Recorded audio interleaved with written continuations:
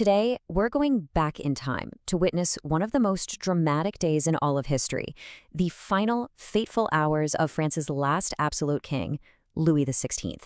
So, how does a country go from seeing its king as a ruler chosen by God to executing him in a public square for everyone to see?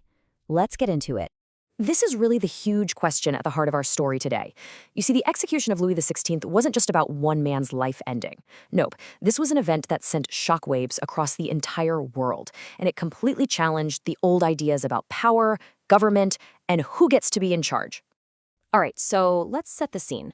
It's January 1793. The French Revolution has completely flipped the country on its head. The king, who used to have total, absolute power, is now locked up in a fortress called the Temple. And get this, they don't even call him king anymore. To the revolutionaries, he's just citizen Louis Capet. Now, to really understand why putting him on trial was such a huge deal, you have to get your head around this idea of the divine right of kings. For centuries, pretty much everyone in Europe believed that a king got his power directly from God. So the idea of putting that king on trial like any regular person, it wasn't just revolutionary, it was genuinely shocking to people back then.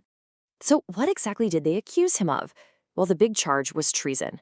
The revolutionaries claimed they found secret letters showing that Louis was asking other kings in Europe to send their armies to France to crush the revolution. And, of course, they couldn't forget that he had tried to flee the country a while back. To them, that was the ultimate act of betrayal. The king's life was now in the hands of France's new government. But, as we're about to see, they were anything but united on what to do with him. The group that had to make this life-or-death decision was called the National Convention. You can think of it as the new French Parliament, but with a really important twist. In this specific case, they weren't just making laws. They were also acting as both the judge and the jury for the former king. Can you imagine this? There were 721 politicians, and each one of them had to stand up in front of everyone and publicly say their vote out loud, whether the king should live or die. No secret ballots. The pressure in that room must have been unbelievable.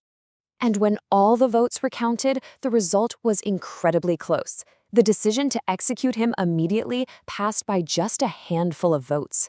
This really shows you just how divided France was. This wasn't some easy, unanimous choice. It was a deeply controversial decision that was about to have massive consequences. Okay, so with that political decision made, the story suddenly becomes incredibly personal.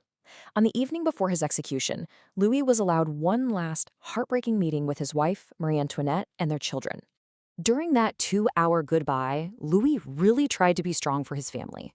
Accounts say he pulled his young son aside and made him promise one thing: to never, ever seek revenge for his death. In the shadow of the guillotine, he was trying to be a father one last time. He told his family he would see them again in the morning for one final farewell, but it was a promise he knew he was going to break. After they left, he decided against it. He just couldn't bear to put them or himself through that kind of pain again. That tearful goodbye was truly the last time they would ever see each other. And now we come to the day itself, January 21st, 1793. It's a cold, foggy morning in Paris. The entire city is just holding its breath, waiting for something the world has never really seen before. The day just unfolded with this slow, heavy sense of finality. Louis woke up at 5 in the morning for a final church service in his cell. Then, at 9 o'clock, he began the long carriage ride through the streets of his own capital city. It took a full hour to get to the execution site, an hour-long journey through a city that now saw him as the enemy. And that journey, it was surreal. The city, normally so loud and busy, was eerily quiet. All the shops were closed. Thousands of soldiers lined the entire route. The only sound you could hear was the constant, steady beat of drums, which had been ordered specifically to drown out any shouts of support for the king. When the carriage finally got to the huge public square, which was called the Place de la Révolution back then, it was met by a massive crowd. We're talking more than 20,000 people, all packed in there to watch the French monarchy literally lose its head. In his last moments, on the platform itself, we see this final flash of royal defiance. At first, he flat out refused to let the executioners tie his hands, seeing it as a final insult. But his priest quietly persuaded him to accept it as one last sacrifice, like a saint. He agreed, And then, surprising a lot of people in the crowd, he walked up the steep steps to the guillotine with a steady, firm composure. At the very top, he actually managed to get the drummers to stop for just a moment so he could speak to the crowd. And with his last breath, he declared his innocence and said that he forgave the people who had sentenced him to die. But the revolutionary leaders were not about to let him have the last word. A general immediately ordered the drums to start up again, drowning him out and cutting his speech short. At 10:22 in the morning, the blade fell. The king was dead.